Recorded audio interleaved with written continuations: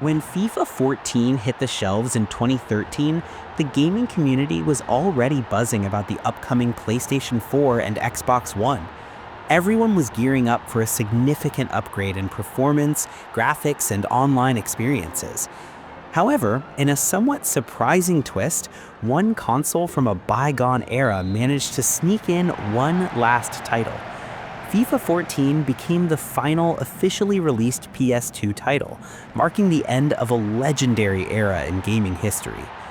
The PlayStation 2 had already secured its place as the best-selling home console of all time, with over 155 million units sold worldwide. For more than a decade, it shaped the childhoods and teenage years of millions. It was the machine that introduced players to sprawling open worlds, cinematic storytelling, and unforgettable franchises. From Grand Theft Auto San Andreas to Shadow of the Colossus, from Metal Gear Solid 3 to God of War, the PS2 library became a cultural monument. But by 2013, the PS2 was old news. People still liked it and had it at home, but technologically far behind. Most publishers had long moved on, yet EA Sports continued to support the console, driven by a simple truth. In many parts of the world, the PS2 remained the most accessible gaming system. For players in regions where newer consoles were too expensive, FIFA on PS2 was still a yearly ritual. That's what makes FIFA 14 such a fascinating artifact.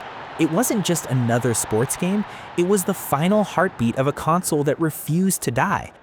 Despite being released the same year as the PS4, FIFA 14 on PS2 was built on technology that dated back to the early 2000s. It used the same engine introduced in FIFA 07, long before the series adopted the more advanced physics and animation systems seen on modern platforms.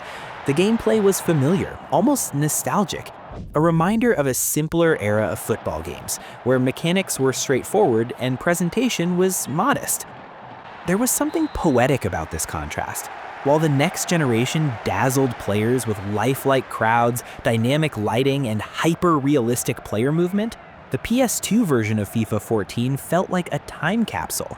It represented a parallel timeline where the PS2 never stopped being relevant, where players continued to gather around old CRT televisions, passing controllers and arguing over last-minute goals.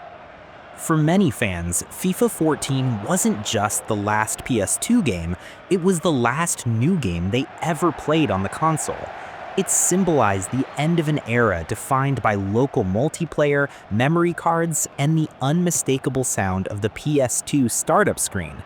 It marked the moment when the industry officially closed the book on a console that had shaped gaming culture for more than a decade. The release of FIFA 14 also highlighted the global reach of the PS2.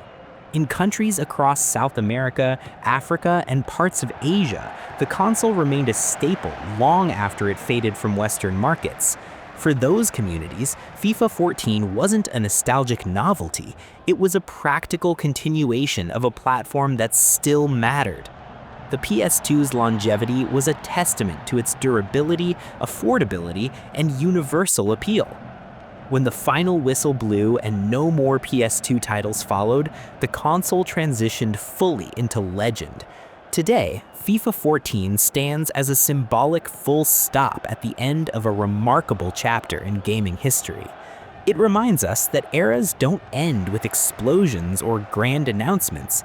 Sometimes they end quietly, with a familiar menu screen, a simple kickoff, and one last match on a console that defined a generation.